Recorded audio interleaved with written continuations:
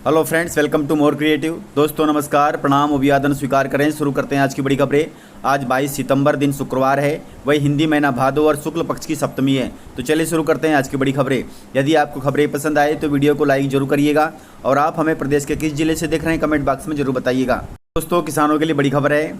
1 अक्टूबर से शुरू होगा घर घर केसीसी अभियान। अभियान के तहत 1.5 करोड़ किसानों को दिए जाएंगे किसान क्रेडिट कार्ड। दोस्तों किसानों को खेती, पशुपालन एवं मछली पालन में काम करने के लिए पूंजी की आवश्यकता होती है ताकि पर्याप्त निवेश कर उत्पादन को बढ़ाया जा सके।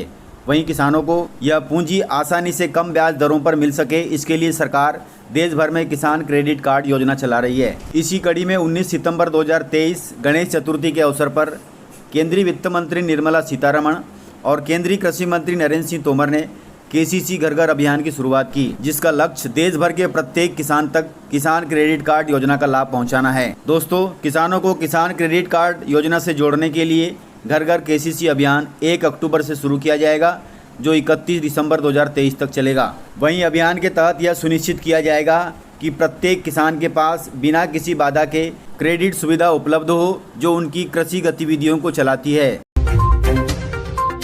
दोस्तों भारत सरकार ने बड़ा फैसला लिया है।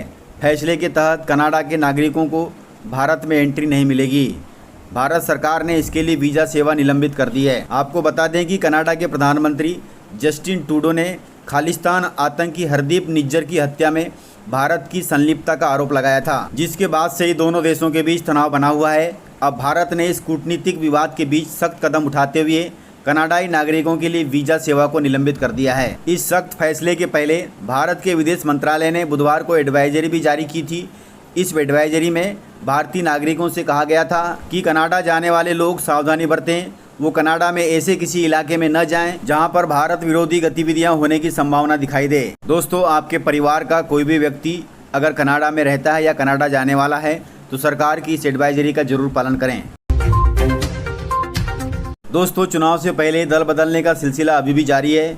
बीजेपी को फिर लगा एक बड़ा झटका। मध्य प्रदेश विधानसभा चुनाव से पहले दल बदलने का सिलसिला तेजी से जारी है।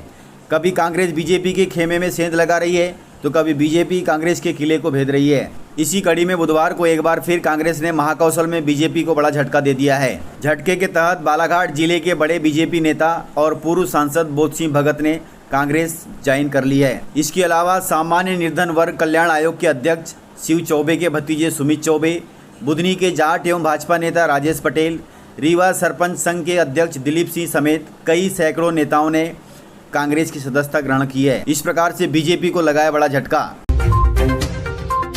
दोस्तों ड्रग्स से परेशान इंदौर को मिली है बड़ी सफलता। एनसीबी ने पकड़ा है ड्रग्स का अंतर्राष्ट्रीय रैकेट। इंदौर में ड्रग्स की समस्या तेजी से बढ़ रही है। पुलिस और प्रशासन भी ड्रग्स के मामलों को नियंत्रित करने के लिए लगातार प्रयास कर रहा है। इसी कड़ी में इस बार इंदौर के नारकोटिक्स कंट्रोल ब्यूरो अर्थात एनसीबी को बड़ी कामयाबी मिली है। देश के अलग अलग 6 राज्यों के 7 शहरों में ब्यूरो ने ड्रग्स के खिलाफ अभियान चलाया था। नारकोटिक्स विभाग इस अभियान को बीते 6 दिनों से चला रहा था। वहीं ब्यूरो ने कार्रवाई में 130 किलो गांजा जब्त किया है और 3 आरोपी भी गिरफ्तार किए हैं। ये तीनों आरोपी छत्तीसगढ़, उत्तर प्रदेश और राजस्थान के रहने वाले हैं, जो इंदौर में ड्रग्स सप्लाई कर रहे थे। दोस्तों बाजार से गायब हो गया है अब 2000 रुपये का नोट। पिछले 4 महीने में 34 करोड़ के नोट बैंकों में जमा किए गए हैं। दोस्तों आपको मालूम होगा कि नोट वापसी की प्रक्रिया 23 मई 2023 से शुरू हुई थी, जो अभी तक दमोह जिले से लगभग 34 करोड़ रुपए की राशि के नोट विभिन्न बैंकों में जमा कराए जा चुके हैं। और दमोह जिले में नहीं, प्रदेश के सभी जिलों में 2000 रुपये के नोट लोगों ने बैंकों में जमा करा दिए। वहीं आपको बता दें कि नोट बदलने की यह प्रक्रिया 30 सितंबर तक चलेगी। इसके बाद इनका चलन धीरे धीरे बंद हो जाएगा। तो ध्यान रखिएगा, अंतिम तारीख 30 सितंबर तक आप 2000 के नोट बैंकों में जमा करा लें। दोस्तों कमलनाथ जी का छिंदवाड़ा मॉडल अब भाजपा सरकार का हो गया है। मध्य प्रदेश में विधानसभा चुनाव आते ही विकास कार्यों का श्रेय लेने की होड़ राजनीतिक दलों में लग गई है। सबके अपने अपने मॉडल हैं। ऐसा ही एक मॉडल छिंदवाड़ा मॉडल है, जिसका गुणगान कभी कमलनाथ जी ने 2018 के चुनाव में किया था। लेकिन अब तस्वीर बदलती नजर आ रही है। 2023 के चुनाव में इस मॉडल का लाभ भाजपा लेना चाहती है। इतना ही नहीं, शिवराज सरकार इस बार विधानसभा चुनाव 2023 में इस छिंदवाड़ा मॉडल को पूरी तरह से भुनाने के लिए भी तैयार है। वहीं सरकार ने छिंदवाड़ा मॉडल पर करीब 16 मिनट की एक फिल्म तैयार कराई है, जो चुनाव के दौरान दिखाई जाएगी। दोस्तों, जो सनातन धर्म का विरोध करेगा उसका सर्वनाश हो जाएगा, ऐसा संत रामभद्राचार्य जी ने कहा है। छिंदवाड़ा की चौराई में राम कथा करने पहुंचे प्रख्यात कथावाचक स्वामी रामभद्राचार्य जी ने सनातन धर्म पर किए गए स्टालिन के विवाद को लेकर बड़ा बयान दिया है। उन्होंने कहा कि तमिलनाडु के मुख्यमंत्री के बेटे उदयनिधि स्टालिन ने सनातन धर्म को बीमारी बताया है, उसका मीडिया मेट हो जाएगा। उन्होंने कहा कि जो सनातन धर्म का विरोध करेगा उसका सर्वनाश हो जाएगा। दोस्तों, कृषि मंत्री कमल पटेल जी ने बड़ा ऐलान किया है।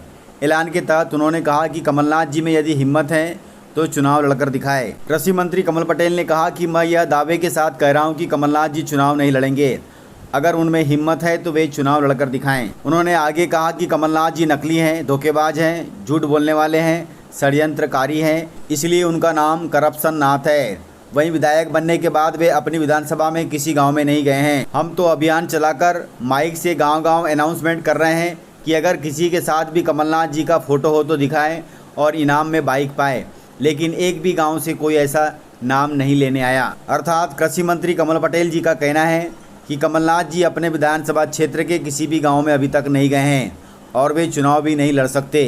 इस प्रकार से जानकारियाँ थी। दोस्तों, अभी तक आपने चैनल को सब्सक्राइब नहीं किया है तो इसी प्रकार की खबरों के लिए चैनल को सब्सक्राइब कर बेल आइकन पर क्लिक कर दें ताकि अगला वीडियो आपको शीघ्रता से मिले। तो मिलते हैं सर अगले वीडियो में, तब तक के लिए जय हिंद, वंदे मातरम, टेक केयर।